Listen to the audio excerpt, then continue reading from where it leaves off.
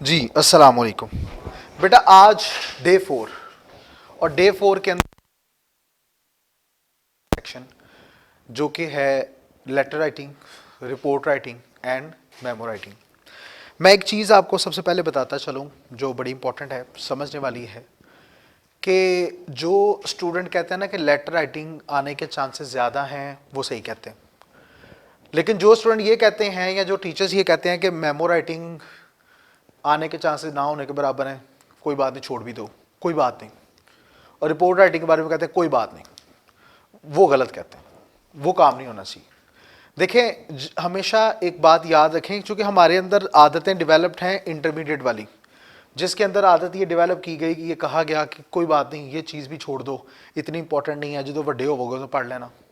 तो यह टीचर का पुराना जरा ना वो तरीकाकार होंगे कि जी चीज़ नहीं आती वो कह देंगे कि तुम छड्ड दो, कुछ नहीं होता। तो ये बात गलत है। पहली बात ये है कि एक सिलेबस जब डाल दिया गया आपके सिलेबस में एक पार्ट बना दिया गया है, तो फिर छोड़ने का सवाल पैदा नहीं होता। वो चीज़ों को करें, ठीक है। और अगर अच्छा, एक सबसे पहले इंपॉर्टेंट बात वो कहते हैं छोड़ दें, इसमें से नहीं आता होता, तो अगर टीचर ये लिख के गारंटी दे कि नहीं आएगा तो ठीक है, ओके जी, डन, ये तो अच्छी क्या बात है। लेकिन अगर आ गया तो अच्छा। तो मैं बात क्या कर रहा था, मैं ये कह रहा था जनाब आप लोगों को कि ये तीनों सेक्शंस करने हैं। हाँ, एक काम आप ये कर सकते हो कि लेटर राइटिंग, ऑब्वियस ही बात है कि इसके आने के चांसेस जो हैं वो 90% हैं। 5% चांसेस है मेमो राइटिंग आ जाएगा, 5% चांसेस है रिपोर्ट राइटिंग आ जाएगी। इसमें एक बड़ी इंपॉर्टेंट बात है, अगर आपको रिपोर्ट राइटिंग आए या मेमो राइटिंग आए तो समझो वो दिन आपका बहुत ही शानदार दिन है, वो आपका दिन है, क्योंकि सबसे आसान है इन दोनों को करना, सबसे आसान। और दुआ करो कि इन दोनों में से कोई आए, ये बात सुन ले। अगर लेटर राइटिंग है तो लेटर राइटिंग के 6 to 7 टाइप्स हैं, उनमें से कौन सी टाइप है बड़ी मुसीबत होती। तो वो उस पे जाना, उस पैटर्न को फॉलो करना और फिर उस पैटर्न के मुताबिक करना, ये जरा हेडेक है। लेकिन अगर मेमो या रिपोर्ट आई है तो आपके लिए समझो वारे न्यारे हो गए, आप बहुत ज्यादा फायदे में हो गए। तो पहली बात तो ऑब्वियस ही है, रिवीजन करने आए, जाहिर सी बात है, पढ़ा तो है पहला। लेटर, रिपोर्ट या मेमो कोई भी है तो इसके कितने मार्क्स हैं? 20 मार्क्स हैं। दूसरी बात क्या है कि जनाब अगर आपको लेटर राइटिंग आता है तो लेटर राइटिंग दो तरह से आता है। कितनी तरह से? एक तरीकाकार ये होता है कि आपके सामने एक लेटर लिखा होता है और आपको कहा जाता है कि इसमें से 5 मिस्टेक्स पॉइंट आउट करें, 5 मिस्टेक्स पॉइंट आउट करें। और जिस स्टूडेंट ने पैटर्न अच्छे से समझा होता है तो उसके लिए मिस्टेक्स फाइंड आउट करना मुश्किल नहीं होता। नहीं नहीं, वो टेंसेस की नहीं, सिर्फ पैटर्न की होगी। हाँ, कुछ हो सकता है कि आपको स्पेलिंग लगता होगा गलत है, लेकिन ऐसा करते नहीं है। अगर हुआ है तो और अच्छी बात है, पता लग गया यार तो आप उसको ठीक कर लें। होता नहीं है वैसे, मैं बताऊंगा ऐसा। अगर हो तो आप वो पॉइंट आउट कर सकते हैं, क्योंकि गलती तो है, ठीक है। तो आपको 5 वो लिखने को मिली, इसका मतलब वो 5 आपने की, तो हर मिस्टेक मल्टीप्लाई बाय 2, 10 नंबर ये मिल गए आपको। क्या बात है, ये तो शानदार हो गया। और फिर वो कहेंगे यही जो लेटर है इसमें गलतियां ठीक करके सही करके लिख दो, ये और अच्छी बात हो गई कि जो गलतियां बस मैंने उसको ठीक करके लिखना है, 10 नंबर उसके हैं। तो इसका मतलब है कि वो जो 10 नंबर का सेक्शन होगा, 2 गलतियां फाइंड आउट करने का, 10 में से 10 नंबर मिलेंगे। और रीड्राफ्ट करना, उसमें से आपको 10 में से मैक्सिमम 8 नंबर मिल जाते हैं, आप 18 मार्क्स सिक्योर कर सकते हो। और वैसे लेटर में 17 मैक्सिमम आते हैं, वैसे अगर स्टेटमेंट के साथ आए। कुछ मिसकंसेप्शंस है, मैं वो पहले क्लियर कर दूं। सर सेंडर एड्रेस नहीं लिखा, क्या करें? तो मैं कहूंगा कि नहीं है तो एज्यूम करें। एज्यूम कितनी चीज़ों को करना है? 3 को। नेम, कंपनी नेम और address. Name, company name, address. Name क्या? ABC, mister ABC, mister XYZ। Company name क्या है? XYZ company. और एड्रेस में सिर्फ शहर का नाम लिखते हैं, लाहौर, कराची या वट, बस। बाकी वो मैं चीज़ें आपको बताऊंगा पैटर्न कंप्लीट, लेकिन ये कुछ मिसकंसेप्शंस हैं, इनको समझ लें। जिस लेटर, और कैसे पता चले कि सर ये कौन सी टाइप है लेटर की, ये भी समझते जाएं जनाब। जहां पे कंपनी टू कंपनी डिस्कशन चल रही है, क्या बोला मैंने?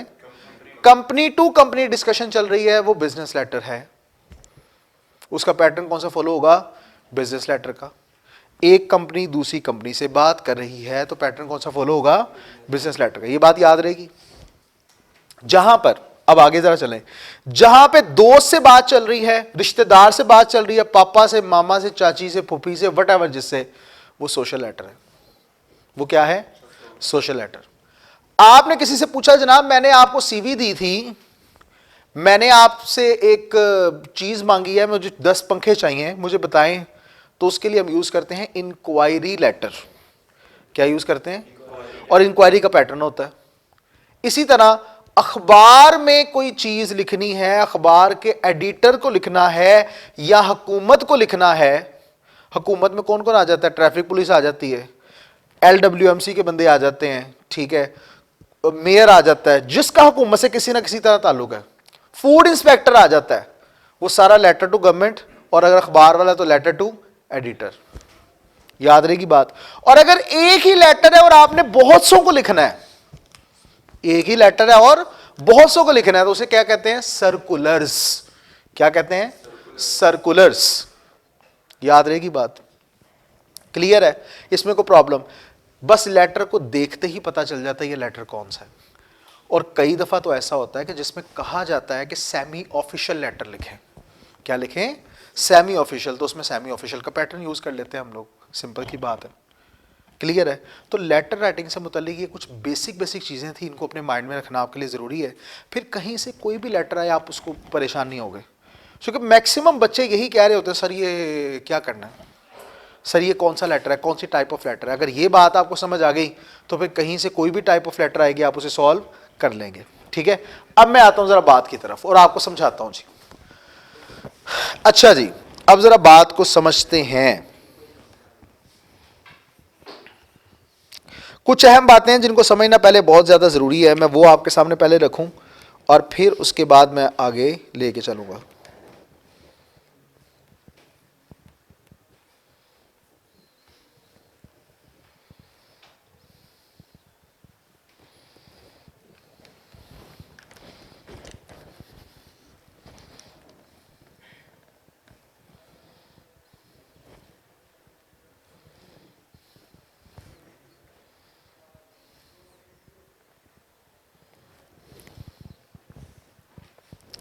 अच्छा जी, अब जरा बात सुनिएगा। सबसे पहली बात आती है जिसका हम नाम देते हैं हेडर का। क्या कहते हैं उसे? हेडर। हेडर के बारे में कोई बात समझना जरूरी है कि जिसका लेटर हेड होता है। असल में बिजनेस में जब आप कर रहे होते हो ना, शेयर कर रहे होते हो लेटर, तो वो लेटर हेड के ऊपर होता है। थ्रू ईमेल भी भेज रहे हो तो वो क्या होगा? लेटर हेड होगा। अब आपका इस लेटर पर हेड तो नहीं है ना पेपर में, उधर तो आपने लिखना है। तो जब लेटर हेड, वैसे लेटर हेड में क्या होता है, आपका कॉन्टैक्ट इन्फॉर्मेशन होती है, आपकी कंपनी का नाम होता है and all that, everything is there. लेकिन चूंकि लेटर हेड नहीं है तो फिर आपने क्या करना है कि उसको खुद टाइप करना है। ये जो इन्फॉर्मेशन है उनमें उनको आपने खुद टाइप करना होता है। सेंडर एड्रेस और रिसीवर एड्रेस को लिखना होता है आपने, ये काम करने होते हैं।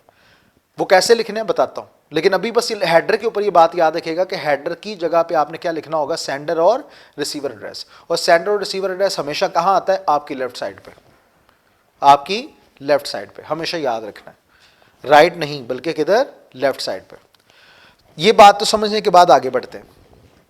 जरा आप डेट के बारे में जरा बड़े ध्यान से समझिएगा कि जो भी बिजनेस राइटिंग होती है या किसी किस्म की भी आप राइटिंग कर रहे होते हो तो वहां पे डेट का एक पर्टिकुलर पैटर्न होता है। और वो पैटर्न क्या है जरा इसको समझ लीजिएगा, क्योंकि अगर हम एक भी गलती करते हैं तो हमारा एक नंबर गलत हो जाता है, उसमें खत्म हो जाता है। तो इसलिए ये समझना जरूरी है। पहला डेट का पैटर्न क्या है कि आप क्या लिखते हो? डे, फिर उसके बाद लिखते हो मंथ, फिर लिखते हो ईयर। दूसरा पैटर्न क्या है? मंथ पहले लिखते हो, फिर डे लिखते हो और एंड पे क्या? ईयर लिखते हो। इसमें आपने एक चीज नोट की, ईयर हमेशा एंड पे ही आता है। डे और मंथ क्या होते हैं? चेंज होते हैं। और हमेशा एक बात याद रखिएगा, आपने हमेशा ईयर से पहले कॉमा लगाना है, हमेशा ईयर से पहले कॉमा लगाना है। अगर डेट है 7 तो उस सूरत में आप क्या कर रहे होगे? अगर डेट 7 है तो आप क्या लिखेंगे? 07। वैसे कह रहा हूं यार, बड़ी जुगत मारी, अजीब शुरुल इंसान है यार। अच्छा, तो क्या है? 07। और अगर मंथ है हमारे पास जनाब, फर्ज करें कि 7th मंथ है, 6th मंथ है, तो फिर आप क्या करेंगे? 06। अब अगर ईयर चल रहा है 2025 तो आप यही करेंगे 2025 और उससे पहले क्या आएगा, comma. This is the pattern of date. ये आपने इसको याद रखना है। वैसे आपके सामने ये आ गई है, ये मैंने सही एक्यूरेट करके लिखी हुई है, बाकी पीछे बताया कि आपने इस तरह करना होता है। तो दिस इज द पैटर्न, इस पैटर्न को आपने हमेशा फॉलो करना होता है डेट में। बात को आगे बढ़ाते हैं।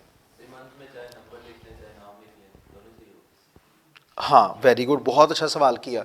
अगर आप पूरा लिखेंगे ना, जो नाम लिखेंगे, सबसे अच्छी प्रैक्टिस ये वाली है कि आप नाम लिखें और पूरा लिखें, नाम लिखें और पूरा लिखें। और दूसरी अच्छी प्रैक्टिस ये है कि अगर आपने पूरा नाम नहीं लिखना, से जनवरी है तो आप सिर्फ JAN लिखेंगे और उसके बाद फुल स्टॉप लगाना नहीं भूलना, क्योंकि पता चलेगा कि इसके बाद भी कुछ है ना। किधर बाद में, हाँ ईयर से पहले वाला कॉमा तो आना ही आना है। ये जनवरी का पूरे स्पेलिंग को खत्म करने के लिए या उसको बताने के लिए कि आगे कुछ था, ये उसका है फुल स्टॉप, जो असल में फुल स्टॉप नहीं है। बात समझ आ रही हो? तो आपने ईयर से पहले कॉमा भी लगाना लाजमी है। क्लियर ये बात? हाँ जी, कोई और सवाल? बहुत अच्छी बात। फिर फुल स्टॉप क्यों लगाना है? क्योंकि पूरा नाम लिख दिया। अच्छा, अगली बात हमारे पास है सेंडर एड्रेस। तो सेंडर एड्रेस के लिए बहुत ज़रूरी होता है कि हम क्या लिखते हैं, एड्रेस लिखते हैं सेंडर का, मोबाइल नंबर लिखते हैं, ईमेल लिखते हैं, नेम लिखते हैं, और पोस्टल कोड अगर लिखना चाहें तो लिख लें, अगर ना भी लिखेंगे तो कोई प्रॉब्लम नहीं है। कैसे है वो मैं सारा आपको भी बताता हूँ, अभी बस समझते जाएँ। मैं पूरा आपके सामने जो है मैं डिमॉन्स्ट्रेशन दूंगा। इसी तरह जो रिसीवर एड्रेस है उसमें भी यही काम करते हैं, नेम, कंपनी नेम, उसके बाद एड्रेस, अगर पोस्टल कोड लिखना चाहते हैं तो लिख लें, ईमेल तो भी अगर है तो वो लिखें, वो बहुत अच्छी बात होती है। वैसे जो सबसे बेहतरीन अंदाज़ है वो यही है कि सबसे पहले नेम आता है, उसके बाद डेजिग्नेशन आती है, डेजिग्नेशन के बाद कंपनी का नेम आता है, एड्रेस आता है, और एंड पे क्या आता है, सिटी आता है।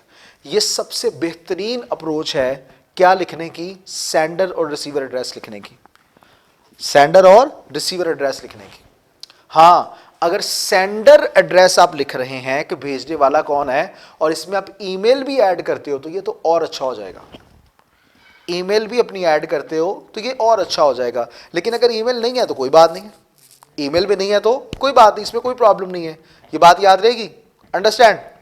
नेक्स्ट, एक और बात बड़ी अहम है, जरा इसको समझिएगा। अगर आपको नहीं पता कि एक औरत क्या प्रेफर करती है अपने आप को पुकारना, क्या मिस्टर तो हम मर्द के लिए यूज करते हैं, वो ठीक है, सर यूज करते हैं, ठीक है, लेकिन अगर वो, और एक और बड़ी इंपॉर्टेंट बात, ये मैंने वुमेन का वर्ड यूज किया, इसी तरह मैं मेल के लिए भी यूज कर सकता हूं।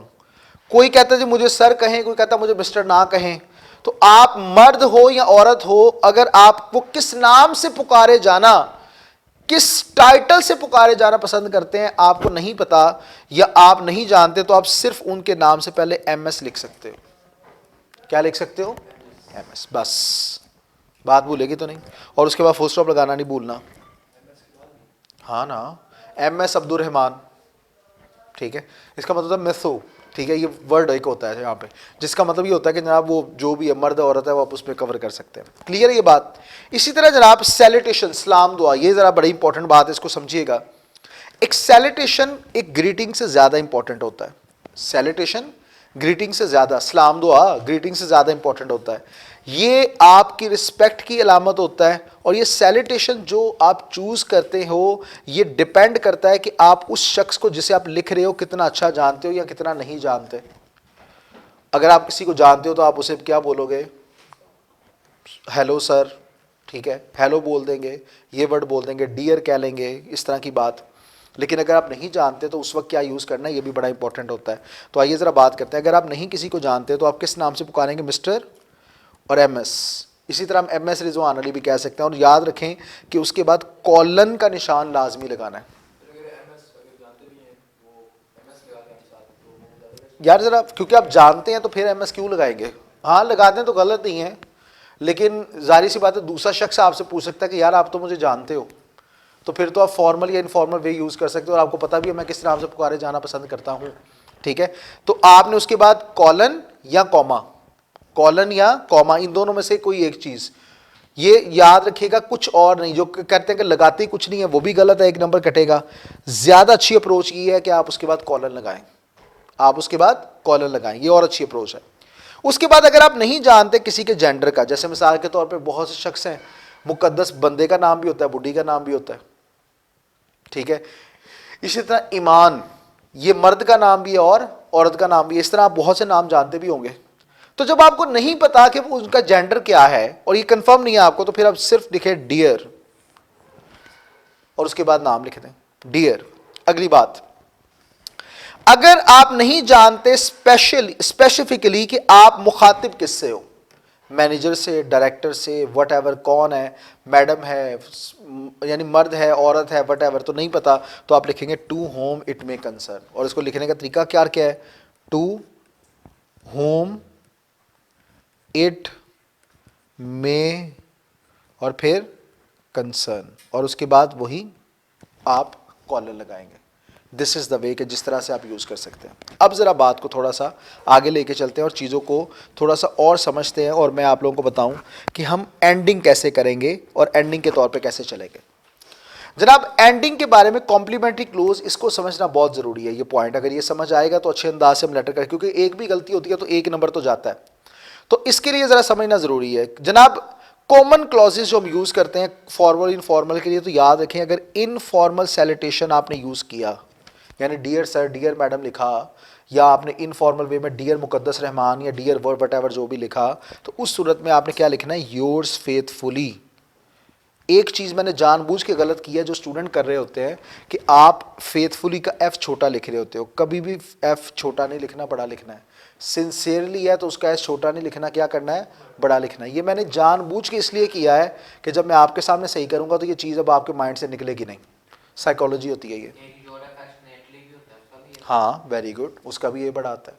ठीक है, आप योर्स ट्रूली भी है तो उसका भी टी क्या होगा, बड़ा होगा। उसके बाद कॉमा नहीं आएगा, कॉमा नहीं आएगा, ये बात नहीं है आपने भूलनी।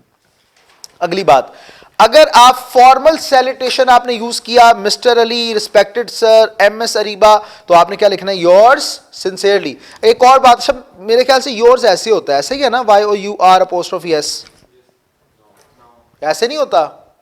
अच्छा, ये पूरी डिक्शनरी में ये वर्ड्स है ही नहीं है, याद रखें, ये वर्ड तो है ही नहीं है योर्स। योर्स के स्पेलिंग ये होते हैं Y O U R S. ठीक है, तो इस चीज को आपने कभी नहीं भूलना, क्योंकि गलती ये भी स्टूडेंट कर रहे होते हैं। एक और बात, फॉर्मल क्लोजिंग जो रेकमेंडेड है वो ज्यादा अच्छी यही है, योर्स ट्रूली, रिस्पेक्टफुली, सिंसियरली। और अगर लेस फॉर्मल लेटर है तो आप लिख सकते हैं all the best, thank you, regards, और फिर बेस्ट, और उनके बाद फुल स्टॉप नहीं लगाना। ये बड़ी इंपॉर्टेंट बात, उनके बाद फुल स्टॉप नहीं लगाना, याद रहेगी बात। डन है। आइए अब जरा पैटर्न की तरफ चलते हैं और चीज़ों को समझते हैं, ताकि आपको समझ आ जाए और आप उसको अच्छे अंदाज से समझ पाओ। अब मैं लेटर राइटिंग के पैटर्न को आपके सामने लेके आ रहा हूं जी। तो जनाब, लेटर राइटिंग की टाइप्स और कैसे कैसे उनको लिखना है, ये समझना अब हमारे लिए बहुत ज़्यादा ज़रूरी होगा, और उसको बड़े अच्छे अंदाज से अब हम लोगों ने समझना है। तो पहले टाइप्स के ऊपर बात करते हैं, कौन कौन सी टाइप्स हैं। बिजनेस लेटर्स हैं, सेमी ऑफिशियल, और याद रखें कि सेमी ऑफिशियल का पैटर्न ही लेटर टू एडिटर का पैटर्न होता है। इसी तरह तीसरा हमारे पास है सोशल लेटर, ये letter to friend whatever, जो मैंने आपको सारी बातें बताई थी। परसुएसिव लेटर है जिसमें लेटर टू गवर्नमेंट है, यानी परसुएसिव लेटर जिसपे किसी को आपने परसुएड करना है, कायल करना है कि काम किया जाए, तो लेटर टू गवर्नमेंट ये भी एक ही चीज़ है। सर्कुलर्स हैं, और फिर इंक्वायरी या फॉलोअप लेटर्स हैं। तो ये टोटल 6 टाइप्स ऑफ लेटर्स हैं जो कि हम यूज कर रहे होते हैं। अच्छा, कोई मुझसे पूछता है कि सर जो कंप्लेंट लेटर है वो किस कैटेगरी में आएगा, तो मैं आपसे पूछता हूं किस कैटेगरी में आएगा। कंप्लेंट, शिकायत करनी है, किस सेक्शन में आएगा। को जालमो ध्यान ना समझो, कंप्लेंट लेटर किस में आएगा। आपका सवाल मुझे होना चाहिए था, सर कंप्लेंट किसे कर रहे हैं। सवाल क्या होगा, कंप्लेंट किसे कर रहे हैं सर। बात ये है, तो कंप्लेंट जिसे की जाएगी उसके मुताबिक लेटर होगा। अगर कंपनी, एक कंपनी दूसरी कंपनी को, या एक कंपनी का शख्स दूसरे शख्स को अपनी ही कंपनी के अंदर कर रहा है, तो वो बिजनेस लेटर का पैटर्न फॉलो करेगा। अगर ट्रैफिक पुलिस को की जा रही है तो लेटर टू गवर्नमेंट का पैटर्न फॉलो होगा। अगर दोस्त को की जा रही है तो सोशल लेटर का पैटर्न फॉलो होगा। बात समझ आ रही है। अगर एडिटर को की जा रही है तो लेटर टू एडिटर, सिंपल सा आंसर है। क्या आ जाती है। अब मुझे एक बात बताएं, ये जो एक्सपायर स्प्रेज हैं किसी कंपनी ने दी हैं, तो आप उसमें बहुत अच्छी बात है कि या तो सेमी ऑफिशियल करें या बिजनेस लेटर करें, जो मर्जी करें दोनों ठीक है। या बिजनेस कर लें या सेमी ऑफिशियल कर लें, दोनों ठीक है। क्लियर है? आगे बढ़ते हैं, अब जरा एक एक करके जरा डिस्कस करते हैं। Now we are going to talk about business letters. अब ये पैटर्न समझिएगा, जैसे मैंने लिखा है आपने ऐसे ही लिखना है, इसमें गलती नहीं करनी, बड़े ध्यान से समझिएगा। स्टैंडर्ड ड्रेस क्या होगा? टाइटल नहीं देना स्टैंडर्ड ड्रेस का, ये याद रखिएगा। स्टैंडर्ड ड्रेस ये मैं आपके लिए टाइटल दिया हुआ है। सबसे पहले नेम आएगा, फिर डेजिग्नेशन, फिर कंपनी और फिर एंड पे एड्रेस। दरमियान में क्या डेट लिखनी है आपने, डेट का पैटर्न मैं आपको बता चुका हूं। डेट के बाद रेफरेंस नंबर, चाहें तो लिख लें नहीं तो ना लिखें, वैसे आसान सा तरीका है। आज डेट क्या है? आज डेट क्या है वैसे फर्ज करें 9 है, मैं क्या लिखूंगा 09, सॉरी मैं डेट पे क्या करूंगा, इधर मैं लिख दूंगा जनाब ये 09, इधर मैं डालूंगा सीधी लाइन। अब मुझे बताएं आज, चलो उसके बाद करेंगे 007, जेम्स बॉन्ड 007 कर देते हैं, और साल 25, लो जी ये रेफरेंस नंबर हो गया। इतनी सी बात है, ठीक है। तो रेफरेंस नंबर अगर चाहे लिखना तो लिख दें, अगर नहीं भी लिखना तो फिर भी कोई मसला नहीं। इसी तरह आगे आता है हमारे पास जनाब रिसीवर एड्रेस, और रिसीवर में भी सेम तरीकाकार है, नेम, डेजिग्नेशन, कंपनी और एड्रेस। अगली बात बड़ी इंपॉर्टेंट है एंड दैट इज हियर जनाब, सब्जेक्ट लाजमी लिखना है, और ये सब्जेक्ट का टाइटल भी देना है, और उसके बाद कॉलन आना जरूरी है, कॉलन का आना जरूरी है। उसके बाद सब्जेक्ट। अच्छा, सब्जेक्ट में दो चीजें होती हैं, एक स्टूडेंट होता है जो टाइटल फॉर्म में सब्जेक्ट लिखता है, और कुछ होते हैं जो कि सेंटेंस फॉर्म में सब्जेक्ट लिखते हैं। मिसाल के तौर पर आपने इंट्रोड्यूस करवाना है अपनी कंपनी को, ठीक है, आप टाइटल फॉर्म में लिखेंगे तो क्या लिखेंगे, introducing ABC company to you, ये क्या होगा, टाइटल होगा। आप कहेंगे a letter for introducing ABC company to you, अब ये क्या है, सेंटेंस है। तो बात समझिएगा कि टाइटल फॉर्म में है तो टाइटल का हमेशा याद रखें कि हर लेटर का, हर वर्ड का फर्स्ट लेटर बड़ा होता है, कैपिटल, सिवाय प्रेपोजिशन के। प्रेपोजिशन का फर्स्ट लेटर कैपिटल नहीं होगा। हां, अगर वो स्टार्टर और सेंटेंस है तो कर ले। तो टाइटल फॉर्म होगी तो हर वर्ड का फर्स्ट लेटर कैपिटल, और अगर सेंटेंस फॉर्म है तो सिर्फ पहला वर्ड का जो लेटर है उसको कैपिटल करेंगे, और आगे अगर कोई प्रॉपर नाउन है, कंपनी का नाम है, तो आप उसको कैपिटल करेंगे। बात याद रहेगी, भूलना नहीं है। इसी तरह जब आप सब्जेक्ट के बाद आप लिखेंगे सैल्यूटेशन, सलाम दुआ, उसके ऊपर बात कर चुके हैं। और पैराग्राफ में बड़ी इंपॉर्टेंट बात, चाहे सोशल लेटर है, ठीक है, चाहे आपका जो है लेटर टू एडिटर है, चाहे कोई भी है, 3 बॉडी पैराग्राफ्स होने चाहिए। और याद रखें इन बॉडी पैराग्राफ्स की लेंथ 90 से 120 वर्ड्स तक ही होनी चाहिए, इससे ऊपर नहीं जाना। ये सबसे आइडियल अप्रोच है, 90 से 120 वर्ड्स, इतनी अप्रोच है, इससे ऊपर आपने अप्रोच नहीं अपनानी, सिर्फ इस अप्रोच तक आपने रहना। तो इंट्रोडक्शन में आप क्या करेंगे, सलाम दुआ, I hope you are fine and enjoying your good health. और फिर आप इंट्रोड्यूस करेंगे, the purpose of writing this letter is to introduce by company to you. और फिर आगे आपने बॉडी पैराग्राफ में मेन जितनी भी बातें करनी है वो कर दें। बॉडी पैराग्राफ तीसरा कंक्लूड करना, and I would like to wrap up our discussion, wrap up this letter by saying that collaboration with your company will be very beneficial for us and for you as well. So I hope for a better or a positive response from you.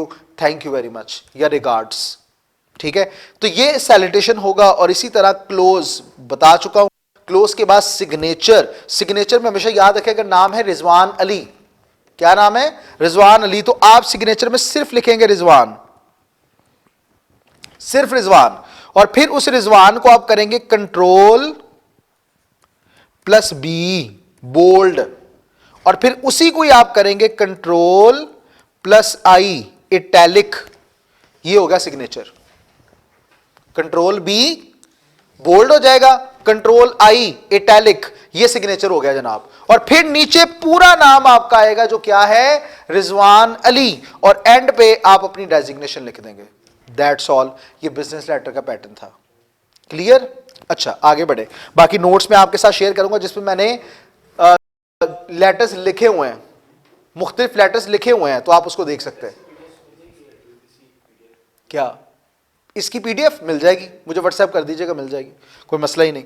अगली बात करते हैं semi official letter. अब मैं जल्दी जल्दी बताऊंगा क्योंकि हर चीज हमने क्लियर कर ली है। सेंडर एड्रेस सबसे पहले आएगा, डेट आएगी, रिसीवर एड्रेस उसके बाद आएगा। सेंडर रिसीवर सेम चीजें हैं, कोई और नहीं है, सिर्फ डेट आएगी। उसके बाद जब हम आगे बढ़ेंगे तो हमने लिखना होगा सब्जेक्ट, सैल्यूटेशन, सैल्यूटेशन के बाद बॉडी पैराग्राफ्स, क्लोज करना है, नेम लिखना है और बात खत्म। सोशल लेटर की बात करते हैं, लेटर टू फ्रेंड। उसका पैटर्न क्या है, सिर्फ डेट लिखनी है आपने, नीचे रिसीवर एड्रेस लिखना है बस, और सिर्फ एड्रेस लिखना है, जरूरी नहीं है और बातें इतनी लिखना, यानी उस बंदे तक पहुंच जाए।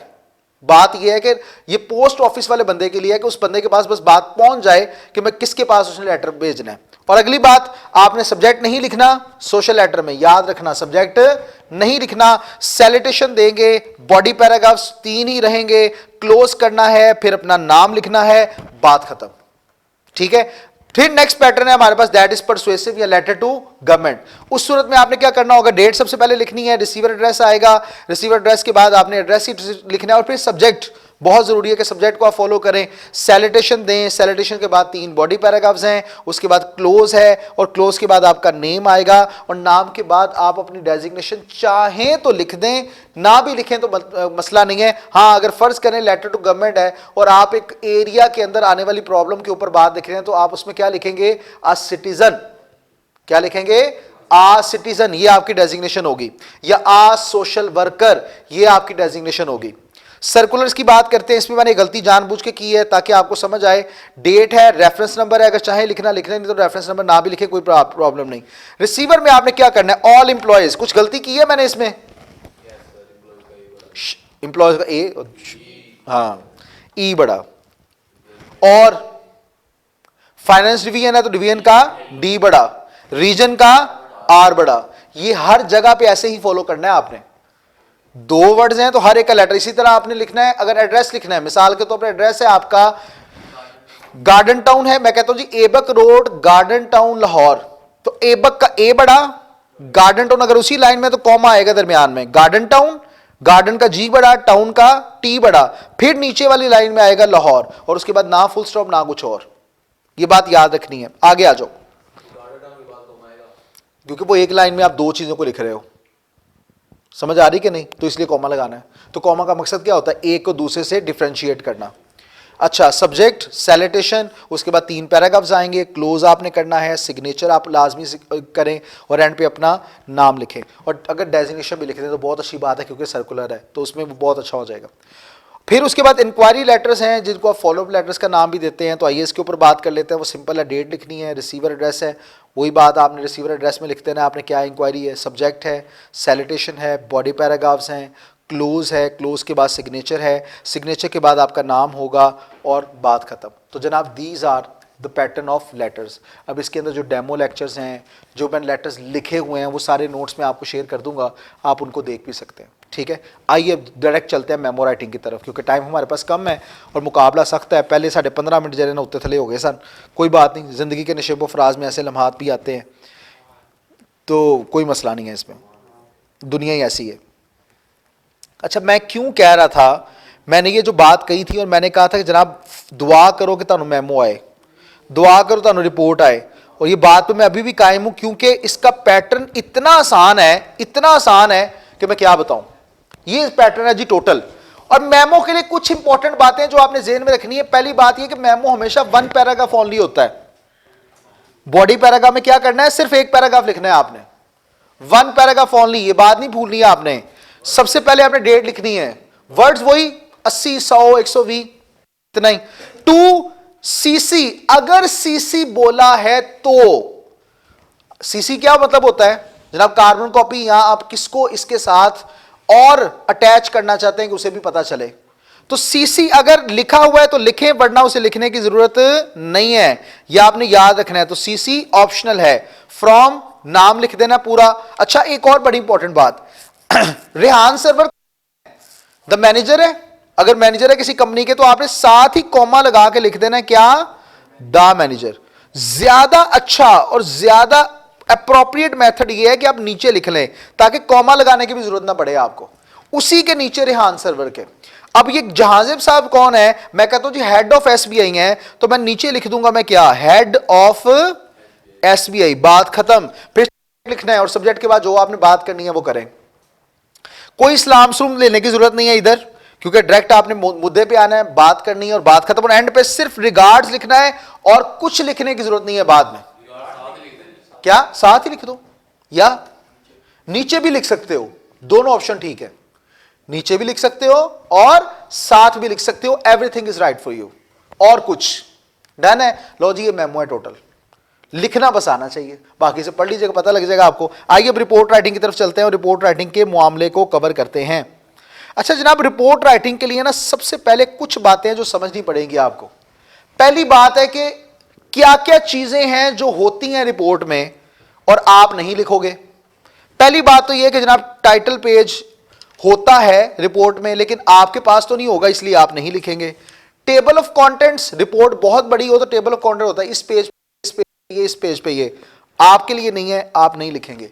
एग्जेक्टिव समरी, जिसमें ये होता है कि एग्जेक्टिव्स के लिए बस वो 2-3 पैराग्राफ पढ़ लेंगे, उन्हें समझ आ जाएगी क्या लिखा हुआ है, तो उसे एग्जेक्टिव समरी कहते हैं। आपने तो 1 से 2 पेज की लिखनी है, आपको एग्जेक्टिव समरी लिखने की जरूरत क्या है, आप नहीं लिखेंगे। हाँ, आप क्या लिखेंगे, इंट्रोडक्शन, बैकग्राउंड, फिर उसके बाद बॉडी पैराग्राफ्स, कंक्लूजन, रेकमेंडेशन, सिफारिश करना या जिसे सजेशन भी कहते हैं। रेफरेंस लिखने की जरूरत आपको नहीं है, अपेंडिसेस लिखने की भी जरूरत आपको नहीं है। तो आइए अब लेटर का एक डेमो आपके सामने लेके आते हैं, सॉरी रिपोर्ट का, ताकि आपको पता चले। ये रिपोर्ट राइटिंग आई है जी, और रिपोर्ट में हमेशा याद रखें कि यू मे एज्यूम, आप नाम भी एज्यूम कर सकते हैं, डेजिग्नेशन भी एज्यूम कर सकते हैं। याद रहेगी बात, नाम भी एज्यूम कर सकते हैं, डेजिग्नेशन भी एज्यूम कर सकते हैं, कुछ भी चाहे एज्यूम कर सकते हैं। उन्होंने तुहानू कुछ नहीं कहना, उनको बस रिपोर्ट चाहिए। बात समझ आई। अब ये रिपोर्ट क्या है जी, write a report to the director of Adidas. Adidas का पता है मतलब क्या है? एडिडास की एब्रीविएशन है, जिसको बनाने वाला था ना एडिडास कंपनी का ओनर, उसको ना शौक था एक चीज का। पहले मैं आपके सामने जरा इसकी एब्रीविएशन करूं, आपको समझ आ जाएगी। एडिडास का मतलब होता है ऑल डे, डी से day, I dream about soccer. Soccer क्या होता है? फुटबॉल। कहता मैं हर दिन इसका ख्वाब देखता हूं, क्योंकि उसे शौक बहुत था। कंपनी भी उसने बनाई तो इस नाम से, all day I dream about soccer. तो दिस वाज एक स्पेशलिटी इनके साथ, इस नाम के पीछे ये थी। मैंने कहा मैं बता दूं। तो आपने क्या करना है, डायरेक्टर ऑफ एडिडास को लिखना है और इन्फॉर्म करना है about decline in customer sales. Decline हो रहा है जी, वजह क्यों हो रहा है। You are also asked to the senior management to tell him about the reasons behind the decline in sales, especially in Pakistan. Assume that you are sales manager, Adidas, और आपका नाम क्या है? शाहीन अफरीदी। और आप जो डायरेक्टर हैं उनका नाम क्या है? Shahid Afridi. You may assume the other required facts and figures, आप assume कर सकते हैं, ये आपकी मर्जी। और मैंने कहा अगर ना भी लिखा हो तो आप assume कर सकते हैं। आइए अब जरा इसके पैटर्न पे, यही पैटर्न है, जैसे लिखा है वैसे ही फॉलो करना है, कोई ऊंच नीच नहीं करनी है आपने, जैसे लिखा है वैसे ही फॉलो करना है। टू कॉलन लगाया हुआ है, फ्रॉम के बाद मैंने कॉलन लगाया हुआ है, डेट है, उसके बाद आपने एक्स एक्स की जगह डेट लिखनी है अपनी। 25 है तो 25 लिखें। मिस्टर शाहिद अफरीदी, कोई कॉमा नहीं है, कुछ नहीं मैंने लगाया। उसके बाद देख लें, मैंने जिस तरह है उसी तरह ही आप लिखेंगे, अपनी तरफ से आप कोई इजाफा नहीं करेंगे, ये बात याद रखिएगा, ठीक है। किसका? कौन सा? नहीं, स्पेस तो मैंने कहीं पे नहीं दिया।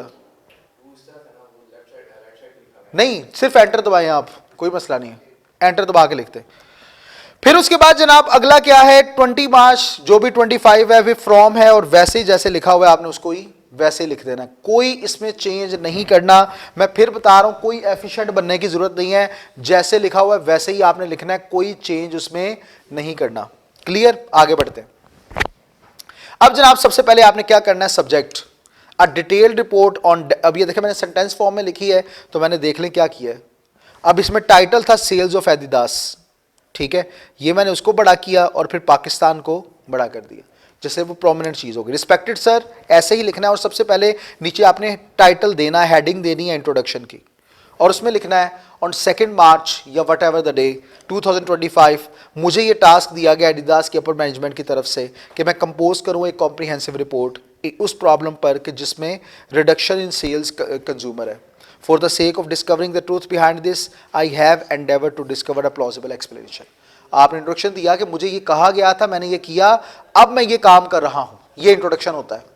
फिर उसके बाद आपने अगला टाइटल देना है जिसका नाम है प्रोसीजर, इन्वेस्टिगेशन या रिसर्च, कोई एक नाम लिखना है। या प्रोसीजर लिखें या इन्वेस्टिगेशन लिखें या रिसर्च लिखें और बताएं मैंने क्या किया। अच्छा याद रखें, इसको आप पैराग्राफ की फॉर्म में भी लिख सकते हो और इसको पॉइंट्स की फॉर्म में भी लिख सकते हो, ये डिपेंड आप पे करता हो। याद रखें इस पूरी रिपोर्ट को आपने 35 से 40 मिनट्स, इससे ज़्यादा टाइम नहीं देना। उस हिसाब से आपने रिपोर्ट लिखनी है। कुछ जज्बाती हो गए, इतना बड़ा लिखने के बाद कहते हो सारा ही चीज हो गया या पूरा ही नहीं हुआ, इस चीज़ का लाजमी ध्यान रखना है कि 35 से 40 मिनट से ऊपर आपने नहीं जाना। और मैंने उसमें क्या किया हुआ प्रोसीजर भी है, मैंने उसके लिए क्या क्या किया, क्या क्या। और जब आप प्रोसीजर लिखते हो इसका मतलब है आप पास्ट में बात कर रहे हो, और जब आप पास्ट में बात कर रहे हो तो टेंस कौन सा यूज होगा, पास्ट यूज होगा। और 90% पास्ट की बातें करने के लिए पास्ट इंडेफिनिट का टेंस यूज होता है। कौन सा यूज होता है, पास्ट इंडेफिनिट, भूलना नहीं इस बात को। 90% क्या यूज करते हैं, पास्ट इंडेफिनिट। हम इस प्रेजेंट पास्ट की गलतियों की वजह से अपने तकरीबन 15 से 20 नंबर माइनस करवाते हैं प्रेजेंट पास की वजह से, तो इसका ध्यान लाजमी रखना है। I am not going to write down my findings here, तो यहाँ पे आप फिर क्या करेंगे, अपनी फाइंडिंग्स लिखेंगे कि मैंने क्या फाइंड किया इस रिसर्च के बाद। या आपको चूंकि पीडीएफ मिल जाएगा तो आप देख लेंगे इसको, मेरे पास चूंकि टाइम नहीं है इसलिए मैं पढ़ नहीं रहा। फाइंडिंग्स चूंकि ये बात अभी जारी थी तो अगले पेज पे अगर चली गई बात तो मैं फाइंडिंग आपके लिए लिखा है, दोबारा फाइंडिंग का वर्ड मैं नहीं लिखूंगा यहाँ पे, ठीक है। फिर उसके बाद अगला क्या है कि फिर मेरा इंपैक्ट क्या निकला, जो मैंने फाउंड किया, डिक्लाइन का इंपैक्ट क्या आया हमारी कंपनी पे, फिर मैंने इंपैक्ट्स के बारे में लिखा हुआ है। और फिर उसके बाद मैंने लिखा है जनाब कंक्लूजन, एंड किया है कि सर क्या कि ये फाइंडिंग के बाद मैं ये चीज़ें डिफाइन कर पाया हूँ, ये देख पाया हूँ, तो मेरे ख्याल में ये चीज़ें जो हैं इनके ऊपर हमें नज़रसानी करने की ज़रूरत है। और फिर उसके बाद आपने ख़त्म नहीं करनी बात, फिर अपनी सजेशन देना मत भूलिएगा। तो सजेशन या रिकमेंडेशन कोई एक वर्ड लिखना है, फिर अपनी सजेशंस दें कि मेरे ख्याल में ये काम करना। और जब एंड करना तो इस नोट पे, ये हर रिपोर्ट पे लिखा जा सकता है। आपने एक चीज़ नोट की है कि तकरीबन अगर डिक्लाइन के ऊपर बात आएगी तो ऐसी ही चीज़ें लिखी जाएंगी जो मैंने पहले लिखी हुई हैं। आप हल्के फुल्के वर्ड्स चेंज करके तो आप इसको ऐसे लिख सकते हो, रिपोर्ट को एज इट इज़ लिख सकते हो, लेकिन वही कि नकल के लिए भी अकल चाहिए होती है, तो अकल यूज़ करना मत भूलिएगा। सर विद रिस्पेक्ट, एहतराम के साथ, in writing this report I have used all my skills and expertise. If you need any additional information regarding this report please let me know, मुझे बताइएगा, मैं आपको ज़रूर बताऊंगा। और फिर उसके बाद एंड, ट्रूली देखिए मैंने कॉमा नहीं लगाया, सिग्नेचर मैंने किए हैं इन्वर्टेड कॉमा, सॉरी बोल्ड किया और फिर मैंने इटैलिक किया है, शाहीन अफरीदी पूरा नाम और नीचे उसका designation. That's what you have to do only. Clear है ये बात। तो इस पैटर्न से आपने चीज़ों को फॉलो करना है। मुझे उम्मीद है कि ये जो चीज़ें मैंने आपको बताई, 20 मार्क्स का पोर्शन जो आज हमने किया, आपने बहुत अच्छे अंदाज से इसको समझा और अच्छे अंदाज से क्लियर किया होगा, और इसी के मुताबिक आप इंशाल्लाह इसको कवर करेंगे। अब इंशाल्लाह कल लास्ट क्लास के साथ, जिसमें मैंने वोकेबलरी, पैराग्राफ राइटिंग और प्रेसी राइटिंग के ऊपर बात करनी है, तो इंशाल्लाह वोकेबलरी के ऊपर बात करनी है, कॉम्प्रीहेंशन के ऊपर बात करनी है और प्रेसी राइटिंग पे बात करनी है। तो कल इंशाल्लाह उसके ऊपर बात करेंगे, क्योंकि कल जुमा भी है, तो कल की क्लास 40 से 45 मिनट के अंदर अंदर हमने कवर भी करनी है, ठीक है। तो इसलिए पूरे टाइम पे शुरू हो जाएगी, तो टाइम को ऑब्जर्व लाजमी कीजिएगा। Thank you very much.